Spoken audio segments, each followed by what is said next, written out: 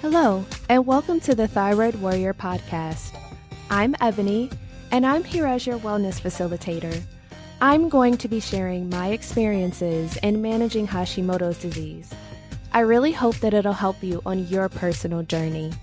Keep in mind, however, this does not substitute for medical advice. It is only for your information and motivational purposes only. Now, let's get started. Hey friends, so you know the saying, I give zero, blah. So, not going to say the swear word, but I think you get my drift. So here is what I want to talk about today. And again, we're continuing on with the real and raw of what is going on. So my mind has been blown in terms of processing through what my life has looked like over the last year. But also, I want to share with you, again, the book Burnout by Emily and Amelia Nagoski is great. I will put that in the show notes again.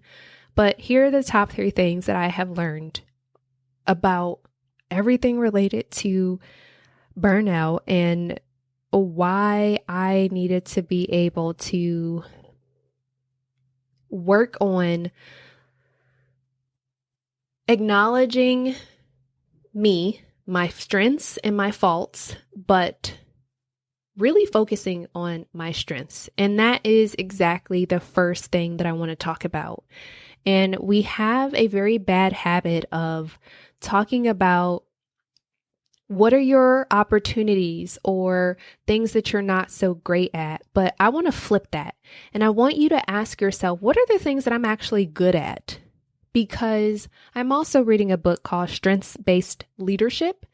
And that book is all about working on your strengths and what you bring to the table. And I'm so sick of constantly talking about what we're not good at and what we need to work on. And I don't want to talk about that anymore. Does anybody else feel me on that? Like, I am so tired of somebody telling me, well, you did great, but you could do that. No, dang it. I did something really well today. I got out of bed. And I actually did not decide to hide under my covers for the rest of the day. So yeah, I'm going to celebrate the fact that I was strong enough to get up today. And I don't care how anyone else feels about it. And I want you to have that same conviction. You are strong, you are brave, you are competent, and you are capable. Don't let anyone else make you feel less than, because there are too many people and things out there that don't have a problem with tearing you down. So I also want you to kind of get out of your own head as well and focus on the fact that you are incredible. Period. End of statement. End of story.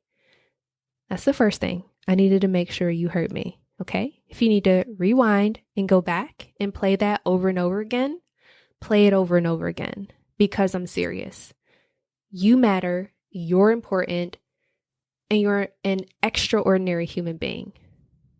So that's the first thing. The second thing is I want you to practice saying no. No. No. No. No. No. No. If it means that you have to get in front of the mirror and practice saying no, do it.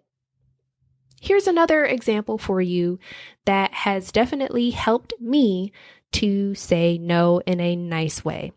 So I often get a lot of emails from people, whether it's personal business or professional, and they're like, oh my gosh, I thought of you. You were great for this. How about you do this? Let's get on a call. And I said, you know what? Thank you so much for thinking of me and considering me for this. However, give me 2 days to think about it, and then I'll get back to you. Thanks. No, I am not giving them an opportunity to tell me all the reasons why I would be great at something. I am giving myself the power to say no and to really think about it. Half the time I come back and say, you know what, I've thought about it. Thank you so much for considering me, but at this time, I won't be able to do insert whatever thing you're asking me for.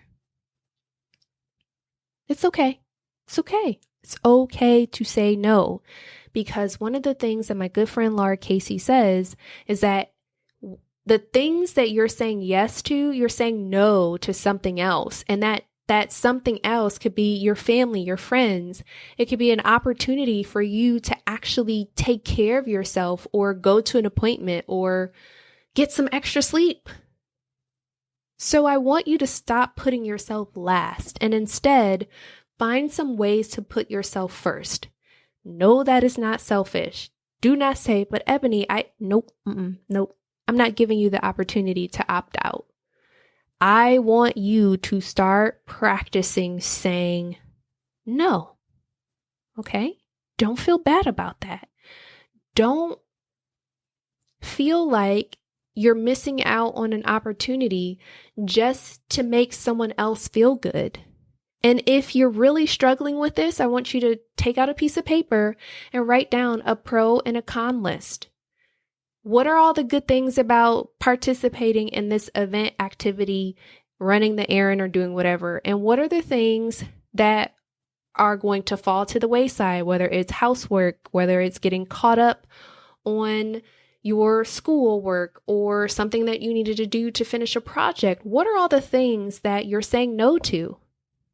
And really and truly look at it. It's a non-negotiable at this point, because what I'm learning is that we're going to be in a state where we are at home for a little bit longer.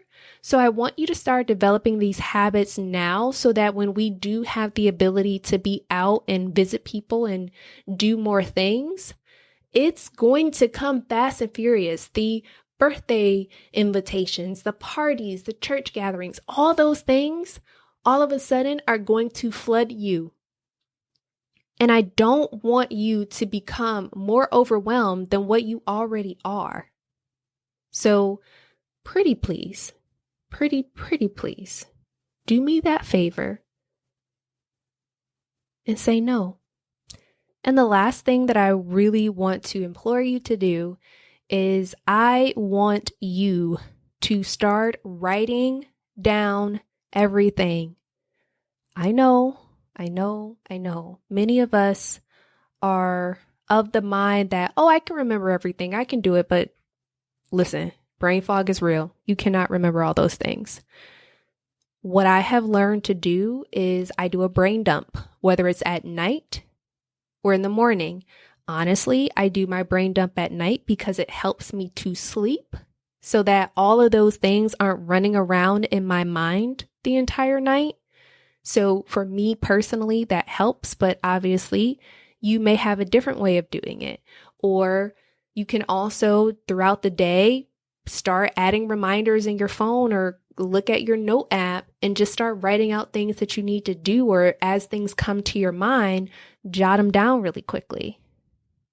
And one thing that has also really helped me as it relates to meetings is I am a behind the scenes person. I make sure a lot of things are going smoothly and they're working out well, but a lot of times people don't understand the breadth and depth of the things that I have to do.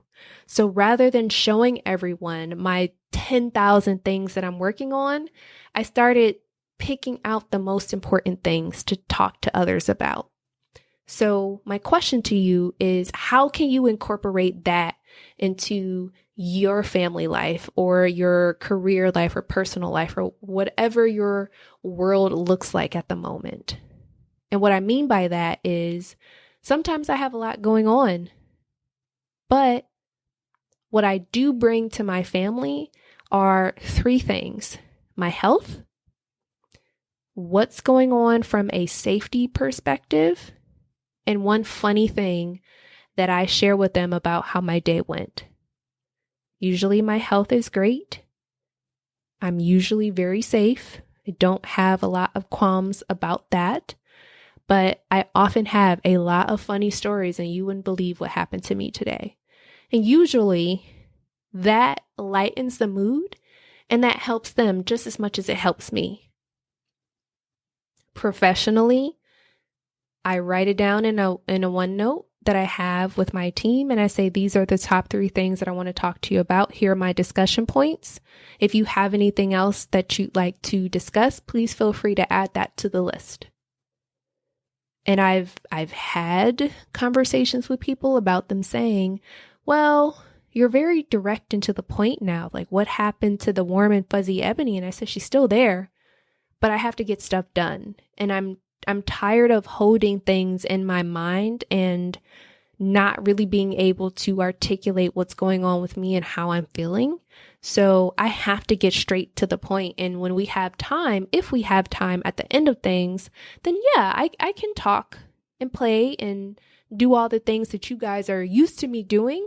But right now, I don't say this, but I really don't care about your quote unquote comfort of what you're used to seeing from me, because I have to do what I have to do in order to protect myself and get the things done that I need to get done.